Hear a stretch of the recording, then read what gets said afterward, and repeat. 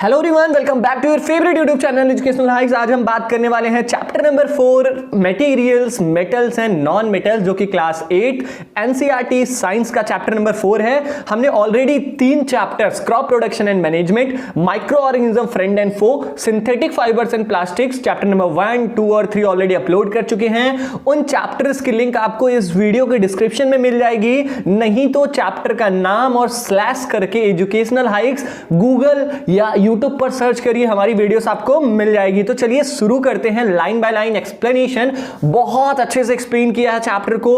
काफी demanded videos थी, कई सारे स्टूडेंट्स ने मुझे डायरेक्ट मैसेज किया इस चैप्टर के लिए, कमेंट किया। तो चैप्टर बहुत अच्छे से हमने समझाया है, फिगर्स, इंपॉर्टेंट पॉइंट्स, नोट्स, सब कुछ ध्यान में रखा है आपके लिए। लेकिन यार, अगर चैनल को सब्सक्राइब नहीं किया है अब तक तो प्लीज रेड बटन दबा के सब्सक्राइब कर दो और बेल आइकन को भी दबा देना, ताकि हमारी वीडियोस की नोटिफिकेशन आपको सबसे पहले मिल जाए। तो चलिए शुरू करते हैं। Materials, metals and non metals. Materials क्या होता है? मटेरियल्स होता है जो भी चीजें हमारी अगल बगल होती हैं और जिन चीजों को हम देख सकते हैं, जो चीजें स्पेस को ऑक्युपाई करती हैं, मतलब जगह को घेरती हैं, उनको हम मटेरियल कहते हैं। ठीक है, मटेरियल वर्ड ही मैटर से बना है। मैटर मतलब तो जानते ही हो। तो metals and non metals, materials को हम 2 तरीकों में डिवाइड करते हैं, मेटल्स एंड नॉन मेटल्स। धातु जिसे हम बोलते हैं और नॉन मेटल्स जो धातु नहीं होते हैं। You are familiar with a number of materials like iron, aluminium, copper. सब materials have been given in table 4.1। तुम ऑलरेडी बहुत सारे मटेरियल्स को जानते होगे, जैसे लोहा हो गया, एल्युमिनियम हो गया, कॉपर, तांबा हो गया। ठीक है, इनमें से कई मटेरियल्स इस टेबल 4.1 में दिए गए हैं। हम इस टेबल 4.1 में पढ़ेंगे कि जो भी मटेरियल्स हैं उनका अपीयरेंस कैसा है, मतलब वो बाहर से कैसे दिखते हैं और वो सख्त होते हैं कि नहीं, हार्ड होते हैं कि नहीं। तो चलिए एक एक करके देख लेते हैं। आयरन चमकदार होता है ना, शाइनी, इसलिए हम इसको लिखेंगे शाइनी। ठीक है, हार्ड होता है कि नहीं लोहा, तो वेरी हार्ड हम लिख देंगे। कोल का मतलब कोयला चमकदार नहीं होता, इसलिए हम इसको लिखेंगे डल। और ये हार्ड भी नहीं होता, क्योंकि तुम हथौड़ी से कोयले पर अगर चोट करोगे तो कोयला टूट जाएगा, इसलिए नॉट वेरी हार्ड। सल्फर चमकदार नहीं होता है, डल होता है, इसलिए हम इसको लिखेंगे डल। और ये हार्ड भी नहीं होता, इसलिए लिखेंगे नॉट वेरी हार्ड। एल्युमिनियम चमकदार होता है और उतना ही ज्यादा सख्त होता है, तो वेरी हार्ड लिखेंगे हम। कॉपर चमकदार होता है, शाइनी होता है और हार्ड भी होता है, इसलिए हम इसको लिखेंगे वेरी हार्ड। तो आप देख पा रहे हो कि यहां पर 5 मटेरियल्स हैं और इन 5 मटेरियल्स में 3 मटेरियल चमकदार भी है और सख्त भी है, 2 मटेरियल डल हैं और नॉट वेरी हार्ड हैं। Can you name the materials which are metals? क्या तुम इनमें से बता सकते हो कौन से मेटल्स हैं, कौन से नॉन मेटल्स हैं? हाँ, जो शाइनी हैं और जो वेरी हार्ड हैं वो मेटल्स कहलाते हैं। बाकी जो कोल और सल्फर है उसको हम नॉन मेटल्स कहते हैं। The rest of the materials in table 4.1 are non metals. वही बताया गया है कि जो शाइनी नहीं है, जो वेरी हार्ड नहीं है, उनको हम नॉन मेटल्स कहते हैं। Recall that lustre and hardness are physical properties. एक बात का ध्यान रखना कि किसी भी मटेरियल का जो लस्टर होता है, लस्टर का मतलब चमक होती है, और जो उसकी सख्ती होती है, कठोरता होता है, हार्डनेस होती है, वो मटेरियल्स के फिजिकल प्रॉपर्टीज होते हैं। मतलब बाहर से जो मेटल्स होते हैं वो चमकदार होते हैं और हार्ड होते हैं। ठीक है, आगे देखते हैं। Physical properties of metals and non metals, मतलब मेटल्स और नॉन मेटल्स बाहर से दिखने में कैसे लगते हैं। Have you ever seen a blacksmith beating an iron piece or an article made up of iron? क्या तुमने कभी लोहार को देखा है कि वो लोहे के टुकड़े पर जब मार रहा हो, या लोहे से बनी किसी चीज जैसे स्पेड, कुदाल हो गया, सोवेल, खुरपी हो गई, कुल्हाड़ी हो गई, जब लोहार इन सब चीजों को अपने हथौड़े से मारता है तो क्या होता है? Do you find a change in the shape of these articles on beating? क्या तुमने कभी देखा है कि ये जितने भी आर्टिकल्स होते हैं, चाहे कुदाल हो गया, खुरपी हो गई, या लोहे से बनी कोई भी चीज हो गई, क्या इनके आकार में बदलाव आता है जब लोहार इन्हें हथौड़ी से मारता है? Would you expect a similar change if we try to beat a wood log? और क्या अगर हम लकड़ी को भी अगर लकड़ी को भी लोहार हथौड़े से मारे तो क्या उनका आकार बदलेगा? नहीं। अगर हम मेटल्स जैसे हमारा खुरपी हो गया, कुदाल हो गया, या आयरन से बनी कोई भी चीज हो गई, अगर उसको लोहार अपने हथौड़े से मारता है तो वो चीजें अपना शेप बदल लेती हैं, मतलब टेढ़ा हो जाता है, कभी कभी चौड़ा हो जाता है। लेकिन अगर लकड़ी को हम अपने बहुत हैमर से मतलब हथौड़ी से अगर हम उसे मारेंगे, उस पर चोट करेंगे तो वो टूट जाएगा। ठीक है, लेट अस फाइंड आउट, चलो इसको पता करते हैं कि ये सारा प्रोसेस कैसे होता है। एक्टिविटी 4.1। अब एक्टिविटी 4.1 को करने के लिए आपको 4 चीजों की जरूरत पड़ेगी। एक छोटा सा लोहे का कील ले लो, एक कोयला का टुकड़ा ले लो, एक अल्युमिनियम का मोटा सा तार ले लो, और एक पेंसिल की लीड जो ग्रेफाइट की बनी होती है, पेंसिल की लीड, नटराज की पेंसिल ले लो, उसकी जो लीड होती है ब्लैक कलर की, उसको ले लो। अब क्या करो, इन चारों चीजों को हथौड़ी से मारो।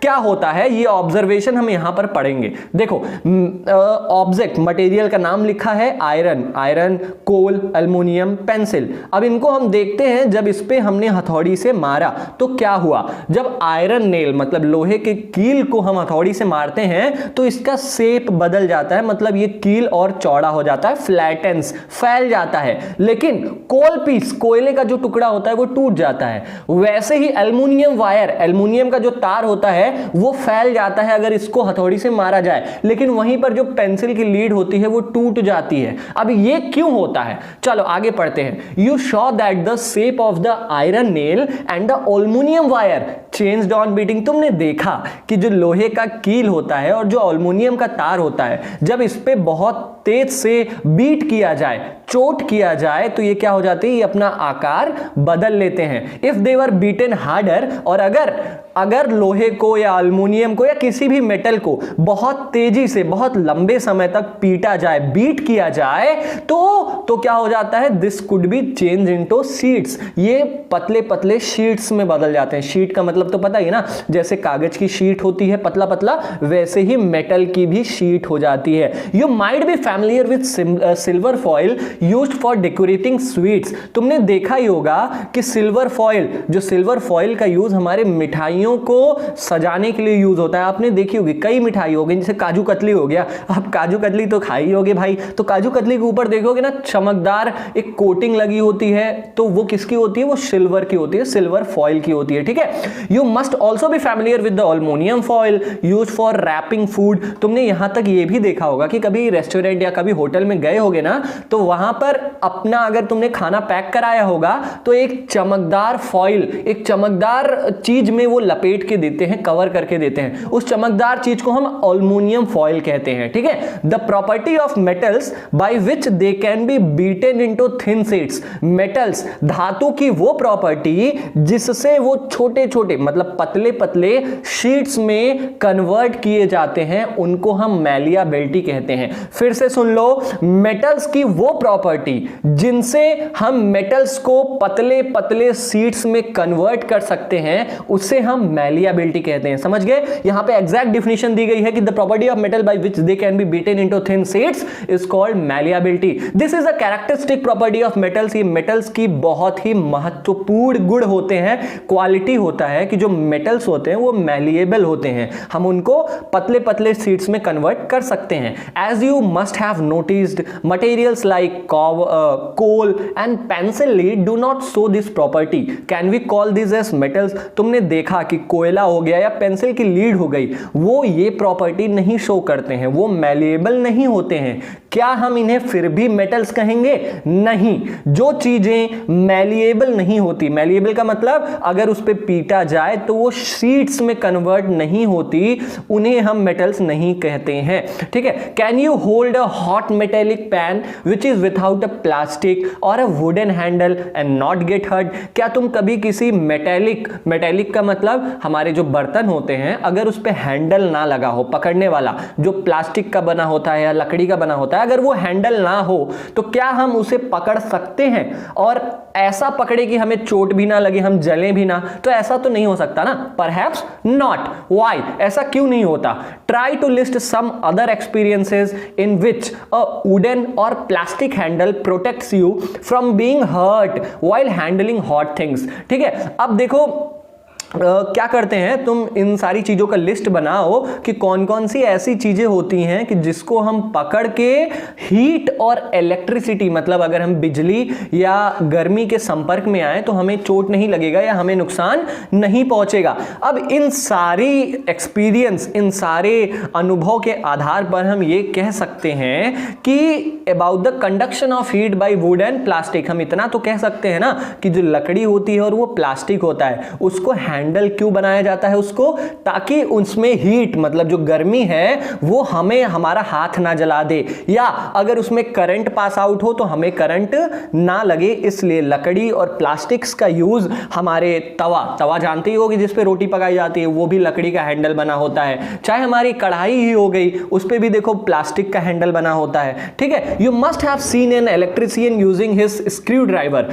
तुमने इलेक्ट्रिशियन को देखा होगा जो तुम्हारे यहाँ टीवी, फ्रिज, ये सब पंखा उंखा बनाने आते हैं, उनको तुमने देखा होगा कि वो जो स्क्रू ड्राइवर मतलब जो पेचकस का यूज करते हैं, उसका भी जो हैंडल होता है वो प्लास्टिक का बना होता है। वो तुम्हें बताना है कि what kind of Henle does it have, उनका हैंडल किस चीज का बना होता है, प्लास्टिक का बना होता है। अब क्यों प्लास्टिक का बना होता है, ताकि उसमें करंट या बिजली ना आए। ठीक है, अब देखते हैं, इसी को हम एक्टिविटी से पता करते हैं। ये आपने देखो एक बैटरी लगी है और एक आपका बल्ब लगा है, बीच में कील लगी है, आयरन कील लगी है। आपको क्या करना है, हर चीजों को बार बार इसमें, जैसे कील की जगह कभी कोयला रख दो, कभी पेंसिल की लीड रख दो, कभी प्लास्टिक रख दो, कभी लकड़ी रख दो।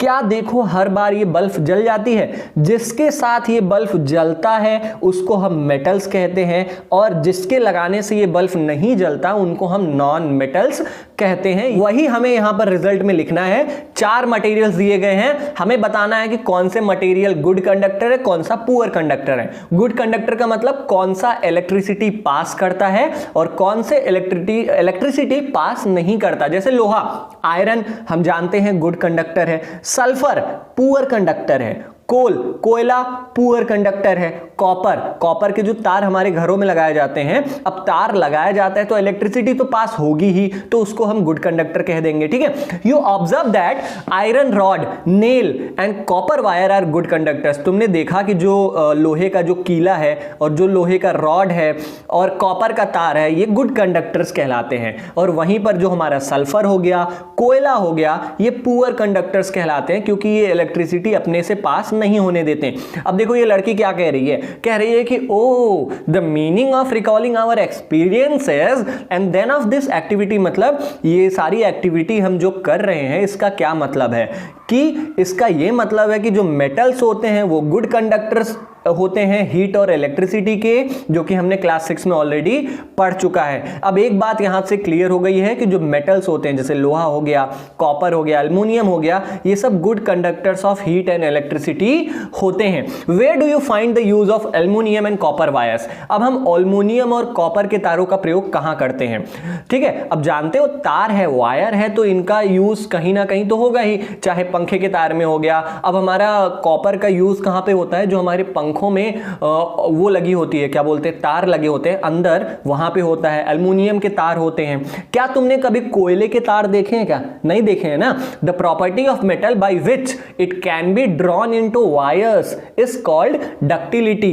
अब यही प्रॉपर्टी मेटल्स की, वो प्रॉपर्टी जिनसे हम उन्हें तार में, वायर्स में कन्वर्ट कर सकते हैं, उसको हम डक्टिलिटी कहते हैं। फिर से देख लो, डक्टिलिटी क्या होता है, वो मेटल्स की वो प्रॉपर्टी होती है जिसकी मदद से हम मेटल्स को तार में, वायर्स में कन्वर्ट कर देते हैं, उसको हम डक्टिलिटी कहते हैं।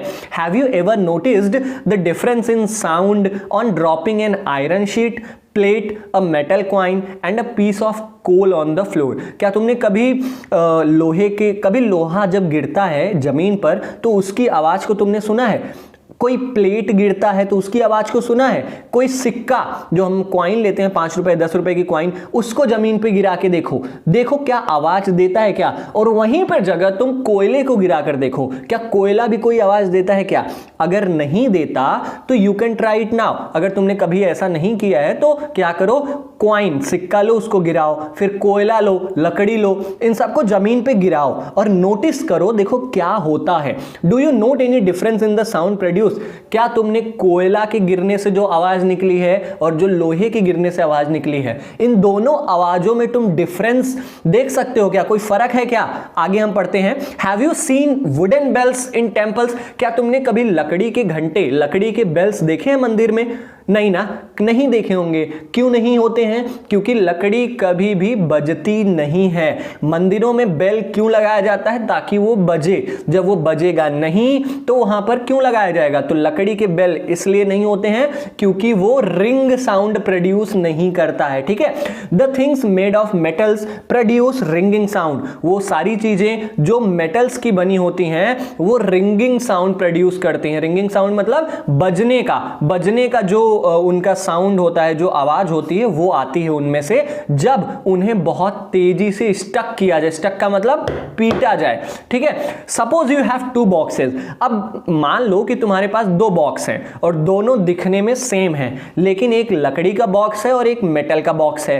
Can you tell which box is made up of metal? क्या आप तुम बता सकते हो कि कौन सा जो बॉक्स है वो मेटल का बना है और कौन सा बॉक्स नॉन मेटल है? हाँ, जिसको हम दोनों को, लकड़ी के भी और लोहे के भी बॉक्स को हम पीटेंगे। अब देखेंगे जिससे आवाज आ रही है वो मेटल है, जिससे आवाज नहीं आ रही है वो नॉन मेटल है। समझ गए? Since metals produce ringing sound, अब हम जानते हैं कि जो मेटल्स होता है वो बजने की आवाज प्रोड्यूस करता है, इसलिए वो क्या होते हैं? सोनोरस होते हैं। अब ये बहुत इंपॉर्टेंट पॉइंट है, सोनोरस क्या होता है?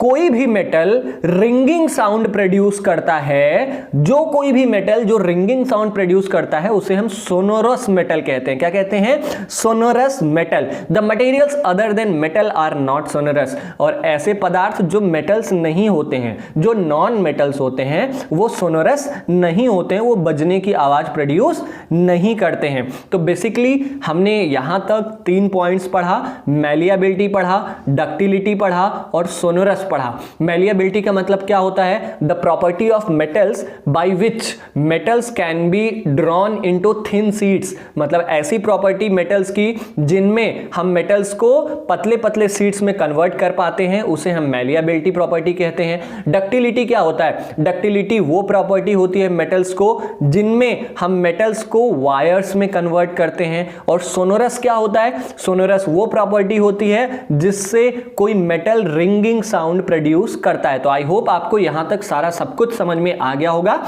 नेक्स्ट पार्ट मैं आपको जल्दी ही प्रोवाइड कर दूंगा। तब तक हमारे इस वीडियो को शेयर करिए, लाइक करिए और ज्यादा से ज्यादा चैनल को सब्सक्राइब करिए। मिलते हैं अपने अगले वीडियो में, तब तक के लिए जय